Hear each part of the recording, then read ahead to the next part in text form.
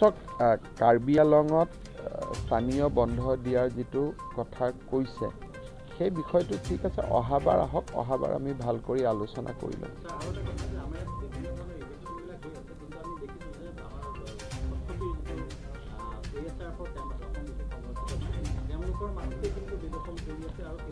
চক আপোনালোকে দেখিছে যে লাহৰীজানত আমি কিমান ডাঙৰ এটা উচ্ছেদ চলালো গতিকে সেইটো এটা ইন্ডিকেট কৰে যে অসম পুলিচে বা অসম চৰকাৰ বা কাৰ্বি আলং স্বায়ত্তশাসিত পৰিষদে উচ্ছেদৰ ওপৰত কিমান গুৰুত্ব দিছে এতিয়া আপোনালোকে যদি মোক কয় যে স্যাৰ অমুকটো আছে তমুকটো আছে এটোটো ৰিয়েলিটি অফ লাইফ এটোটো আগত তেনেকৈ উচ্ছেদ কৰি মানে মাটিত বহিব দিলে এতিয়া লাহে লাহে আমি কৰি যাম কিন্তু মই ক'লো নহয় এনেকুৱাও আছে যে ডিসি কোৰ্টৰ ভিতৰতো বহুত জায়গাত মানুহে মাটি দখল কৰি থৈছে ধুবুৰী জায়গাত তেনেকুৱা আমাৰ চৰকাৰী মাটিত চৰকাৰী এগ্ৰিকালচাৰ ফাৰ্মত চৰকাৰী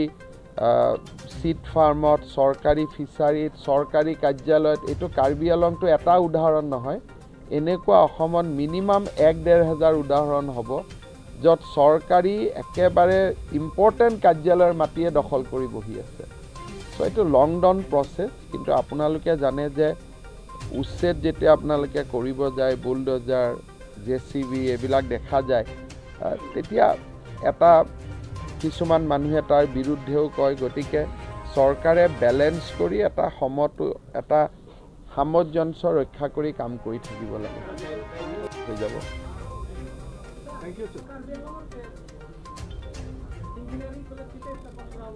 কৰি দিম এতিয়া এইবাৰ বাজেটত ষ্টেট ইউনিভাৰ্চিটিৰ কাৰণে মই এডুকেশ্যন ডিপাৰ্টমেণ্টক ৰিকুৱেষ্ট কৰিছোঁ আমাৰ মেডিকেল হৈ গ'ল কেন্সাৰ হৈ গ'ল পলিটেকনিকতো সাবজেক্ট বঢ়াব লাগে ইঞ্জিনিয়াৰিং হ'ব লাগে মেডিকেল হ'ব লাগে ৰাজ্যটো যিমান নাই হিমান কাৰ্বি আলঙত হৈ আছে আপোনালোকে যদি কম্পেয়াৰ কৰে তেতিয়ালে নাগালেণ্ড মেঘালয় মিজোৰাম সিকিম এইবিলাকত যিমান অনুষ্ঠান নাই এতিয়াতো কাৰ্বি আলঙত হৈ আছে Karbi Along is becoming A super state not only autonomous state taru uporot goi Karbi Along is becoming a super state now kolu no it has become a super state now don't know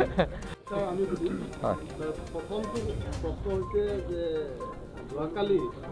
Borpeta pass Goraki, Hadi, Atop, Ene, Hadi, Arutiko Party, but Assam পুলিচে এটা special wing এটা আমি গঠন কৰিছিলোঁ যে জেহাদী আৰু মৌলবাদী সকলৰ বিৰুদ্ধে থকা আমাৰ ইনফৰমেশন বিলাকৰ ওপৰত কাম কৰিবৰ কাৰণে আৰু খুব ডাঙৰ মডিউল এটা অসম পুলিচে ধৰিব পাৰিছে আৰু আমাৰ এই দিশত আৰু বহুতখিনি কৰিবলগীয়া আছে আমাৰ হাতত থকা ইনফৰমেশন মতে আৰু কেইবাটাও মডিউল অসমত এক্টিভ হৈ আছে আৰু আমাৰ বিভিন্ন ধৰণৰ খবৰ বা বিভিন্ন ধৰণৰ ইনফৰমেশনৰ সোৰ্স বিলাক আমি ডেভেলপ কৰিছো আৰু অসম পুলিচে যেটো সাফল্য লাভ কৰিলে তাক মই এটা বৃহৎ সাফল্য বুলি কওঁ আৰু এই তেওঁলোকৰ জেৰাত যিবিলাক তথ্য পোহৰলৈ আহিছে সিয়ে ভৱিষ্যত অসমৰ কাৰণে এক অমংগলৰ সংকেত কঢ়িয়াই আনিছে গতিকে আমি বহুতখিনি কাম কৰিব লাগিব আৰু আমি কৰিম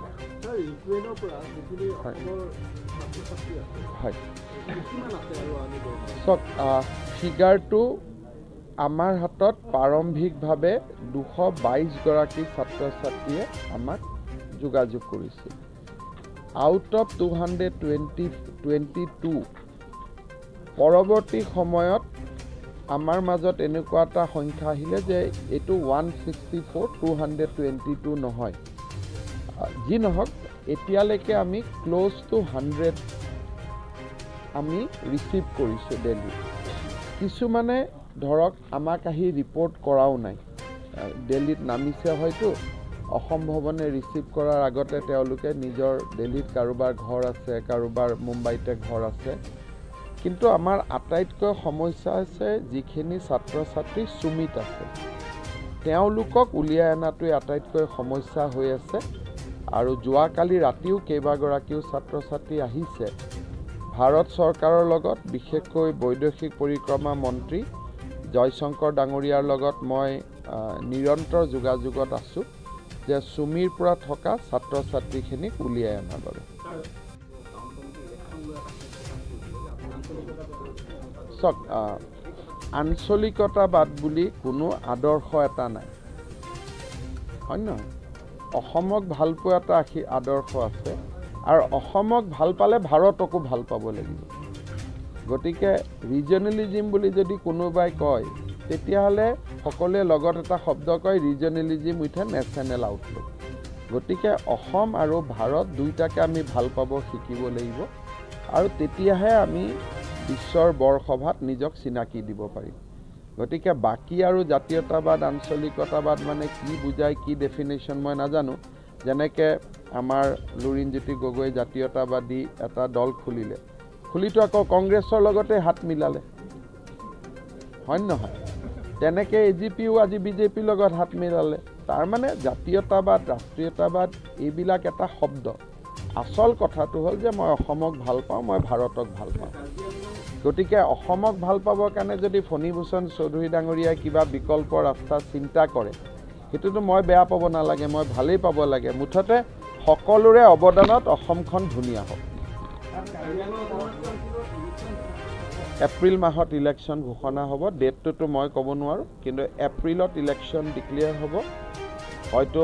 2 মে'টো হ'ব পাৰে ইলেকশ্যন 7 মে'বো হ'ব পাৰে 10 মে'টো হ'ব পাৰে 28 এপ্ৰিলতো হ'ব পাৰে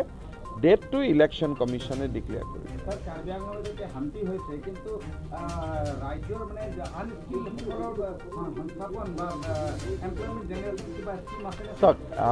কাৰ্বি আংলঙক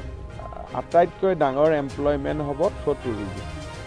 আমি বছৰত প্ৰায় 600 crores কাৰ্বি আংলং কাউন্সিলে পাই বিভিন্ন স্কিমত মই CM ডাঙৰীয়াকো কৈ আছোঁ যে ভাল টুৰিজিম মাষ্টাৰ প্লেন এটা বনাব লাগে কাৰণ টুৰিজিম হ'লে ইয়াত হোম ষ্টেৰ বহুত সুবিধা আছে টুৰিজিমৰ বহুত সুবিধা আছে গতিকে আৰু হস্পিটেলিটি ইণ্ডাষ্ট্ৰীৰ ওপৰত স্কিল বেছ আমি হস্পিটেলিটিৰ ওপৰত ইনষ্টিটিউট কৰিব পাৰোঁ যাতে ল'ৰা ছোৱালী শিকিব পাৰে খালি কাৰ্বি আংলঙৰ ল'ৰা ছোৱালী এটা ডাঙৰ সমস্যা আছে যে তেওঁলোক ওলাই যাব নোখোজে 3000 টিচাৰ পোষ্ট খালী হৈ আছে আণ্ডাৰ ST হিলছ কিন্তু কোনো ওলাই যাব নোখোজে নলবাৰীত চাকৰি কৰিব নোখোজে গোৱালপাৰাত চাকৰি কৰিব নোখোজে ডিব্ৰুগড়ত কৰিব নোখোজে সেইকাৰণে কাৰ্বি আংলঙৰ ভিতৰতো স্কোপ লিমিটেড থাকিব কাৰ্বি আংলঙৰ ল'ৰা ছোৱালী অসমখনকো নিজৰ বুলি ভাবি অসমত গ'লে তেতিয়া মই ভাবোঁ ইয়াৰ নিবনুৱা সমস্যা বহুত সমাধান হৈ যাব বহুত বেছি ইণ্ডাষ্ট্ৰী কৰিলে কাৰ্বি আংলংখন বেয়া হৈ যাব ইয়াত যি চক এতিয়া 48 ঘণ্টা সময় পাৰ হৈ গ'ল গতিকে এতিয়া মই এটাই আবেদন কৰিব পাৰোঁ যে মানুহে আহি ভোট দিব লাগে কোন দলক ভোট দিব লাগে ৰিজাল্ট কি হ'ব এতিয়া আজিৰ ইলেকশ্যনৰ সম্বন্ধটো মই ক'ব নোৱাৰোঁ কাৰণ আমাৰ ভোটদান চলি আছে অহাকালি যিহেতু মাজুলীত ভোটদান আছে সেইকাৰণে মই এটাই মাত্ৰ অনুৰোধ কৰিব পাৰোঁ যে ৰাইজে যাতে আহি ভোটদান কৰে গণতান্ত্ৰিক অধিকাৰ সাব্যস্ত কৰে এইটো চাওক যি কথা মই কোৱা নাই মোৰ নামত এইবিলাক ভুৱা কথা প্ৰচাৰ কৰি থকাটো ভাল নহয় আমি কৈছোঁ যে 7 দিনৰ ভিতৰত যি বিহু পাতিব তাক আমি 1.5 লাখ টকা কৰি দিম তাৰ পিছত 6 মাহলৈকেও বিহু পাতি থাকিলে মোৰ কি আপত্তি আছে এইবিলাক শব্দটো মই ক'তো কোৱা নাই যে 7 দিনৰ ভিতৰত বিহু পাতিব লাগে কোনোবাই যদি 365 দিনৰ 367 দিনো বিহু পাতে মোৰ কি মই কোন হয় আপত্তি কৰিবলগীয়া মুখ্যমন্ত্ৰীৰ এইটো অধিকাৰে নাই কাবাক কোনোবাই কালচাৰেল শ্ব' পাতিব খুজিলে কোনোবাই বিহু পাতিব খুজিলে বাধা দিয়াৰ কোনো অধিকাৰ মুখ্যমন্ত্ৰীৰ লিষ্টত নায়েই খালি মুখ্যমন্ত্ৰী এইটোৱে কৈছে যে প্ৰথম 7 দিনত 1900 বিহু অসমত হয় সেই 1900 বিহুক আমি 1.5 লাখ টকাকৈ সাহায্য দিম 8 দিনৰ দিনাও পাতক 9 দিনৰ দিনাও পাতক আৰু অসমখন ফূৰ্তিত থাকিলেতো আমি ভালেই পাওঁ সদায় হৈ থাকিলেও ভাল পাওঁ খালি মানুহৰ পৰা চান্দা নোতোলাকৈ পাতিব পাৰিলে ভাল ছটা এই ছটা বিদ্ৰোহী সংগঠনক কিবা ৰাজনৈতিকভাৱে সংস্থাপিত কৰাৰ কথা বিদ্ৰোহী সংগঠনকটো ৰাজনৈতিকভাৱে কোনেও সংস্থাপিত নকৰে, তেনেকুৱাটো কোনো টাৰ্ম নাই। আলোচনাৰ মেজলৈ এইটো তেনেকৈ এটা হ'ল যে পলিটিকেলি সংস্থাপন লাগিলে সেইটো পলিটিকেল পাৰ্টিয়ে সিদ্ধান্ত ল'ব লাগিব। গতিকে বিজেপি, কংগ্ৰেছ, বিভিন্ন পলিটিকেল পাৰ্টি আছে, যোনে য'ত ভাল পায় তাত যোগদান কৰিব, তাৰ পৰা সিদ্ধান্ত হ'ব। কিন্তু সেইটো মুখ্যমন্ত্ৰী হিচাপে তাত মোৰ ক'বলগীয়া একো নাথাকে। নাই, যুৱ মহোৎসৱত খুব এটা ভাইব্ৰেণ্ট অনুষ্ঠান, আৰু অসমত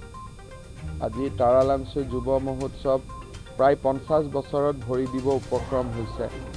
আৰু বহুতবিলাক ইনফ্ৰাষ্ট্ৰাকচাৰ ডেভেলপ হৈছে।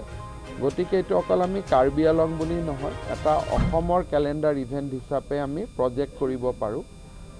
কাৰ্বি শান্তি চুক্তিটো এই বিষয়ে উল্লেখ আছে।